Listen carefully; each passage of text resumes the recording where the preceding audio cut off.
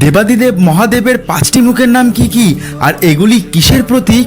চলুন আজকে আমরা এই বিষয়ে জানব। আমরা সবাই জানি ভগবান শিবের 5টি মুখ, আর এই 5টি মুখ মূলত পঞ্চতত্ত্বকে বোঝায়, যেমন আকাশ, বায়ু, অগ্নি, পৃথিবী আর জল। তো চলুন জেনে নিই এই 5টি মুখের নাম কি কি আর এগুলি কিসের প্রতীক। প্রথম মুখটির নাম হলো সদ্যজাত। এটি শিবের সদ্যজাত রূপ, যা নতুন শুরু বা সৃষ্টির প্রতীক। দ্বিতীয় মুখটির নাম হলো বামদেব। এটি শিবের নারী রূপকে বোঝায়, যা সৃজনশীলতা ও প্রেমের প্রতীক। তৃতীয় মুখটির নাম হলো অঘোর।